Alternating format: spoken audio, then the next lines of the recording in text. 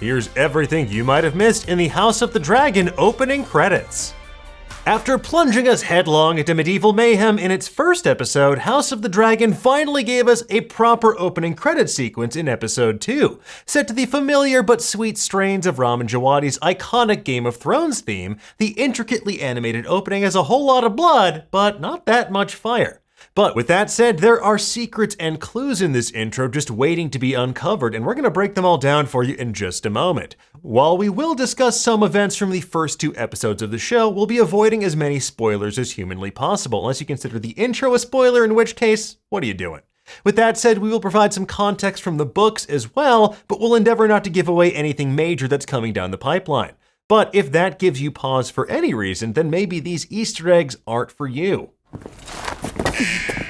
Okay, let's get into it, shall we? As with the Game of Thrones intro, what we're seeing here appears to be an elaborate machine, a crucible of sorts through which the Targaryen bloodline flows into a gaping maw emanating with a fiery glow. These are homages to the source material the show is based on, George R.R. Martin's Fire and Blood. It's an extensive chronicle of the Targaryen family's reign in Westeros and the civil war known as the Dance of the Dragons. Much like the show itself, the opening credits are deeply concerned with the past, legacies, and bloodlines. The first image we see is the Doom of Valyria, the cataclysmic event that caused the abject destruction of the freehold of Valyria that killed men and dragons alike.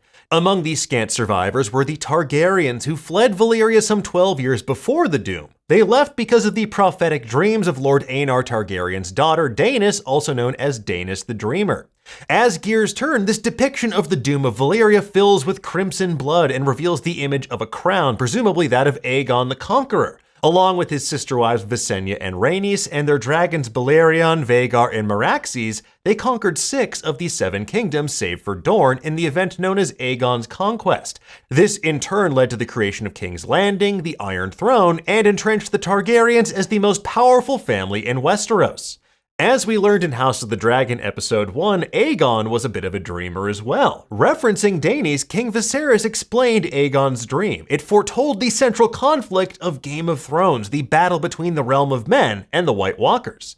He said, "And if the world of men is to survive, a Targaryen must be seated on the Iron Throne, a king or queen strong enough to unite the realm against the cold and the dark." It's a bombshell revelation that adds an extra sense of stakes to Aegon's conquest.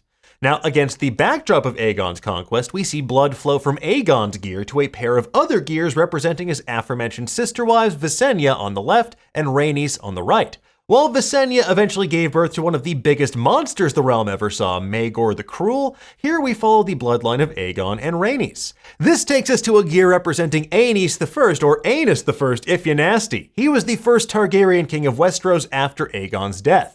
Now, the sigil here represents the lavish golden crown he wore instead of his father's Valyrian steel crown.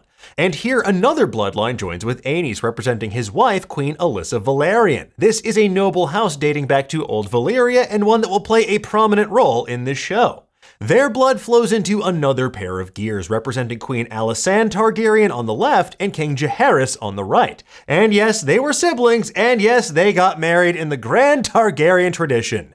The massive barrage of blood spiraling out of them represents all of the many children they had. While they had 13 kids total, only 9 survived until adulthood, hence the 9 main streams that we see here. And from there, the bloodline takes us to another pair of sibling spouses, Alyssa and Balon, and they gave us to House of the Dragon's main characters, Viserys and Daemon. Now, unfortunately, Alyssa would later die, giving birth to their 3rd child, Aegon, and the baby itself perished 6 months later. Balon later died from a burst belly, helping to create the circumstances that led to the succession crisis and the Great Council we glimpsed at Harrenhal in House of the Dragon Episode 1. From there, we see a pair of streams flowing down a cliff that represents Viserys and Daemon, who we'll come back to later on.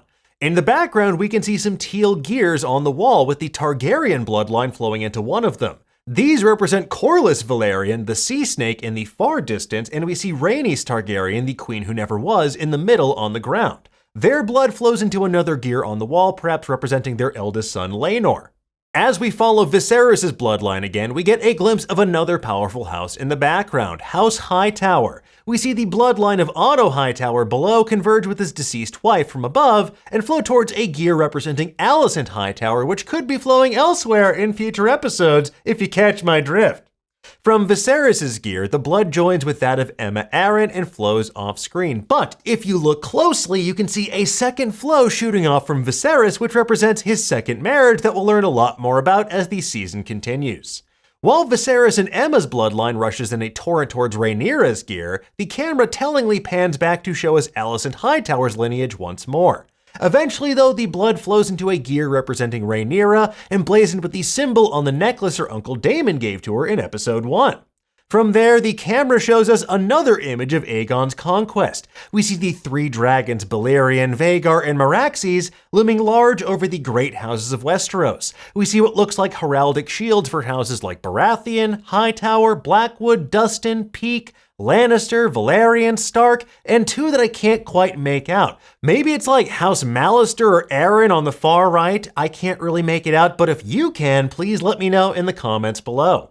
After flying through a waterfall of blood, we get an aerial shot revealing that this is in fact King Viserys' scale model of Old Valyria, and all the blood of the dragon is flowing into a symbol emblazoned with the House Targaryen crest.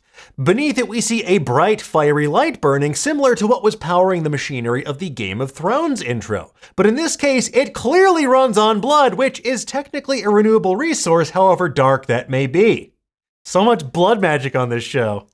If you want to dive deeper into House of the Dragon, we have tons of articles for you over on Nerdist.com, and we have a weekly video podcast breakdown called All Kings Considered that airs every Monday afternoon. In the meantime, though, folks, tell us, what did you think of House of the Dragon's new intro? Did you spot anything that we missed? What are those two sigils? Anyway, let us know in the comments below, and for the latest and greatest in the world of pop culture, make sure you stay tuned to Nerdist.com.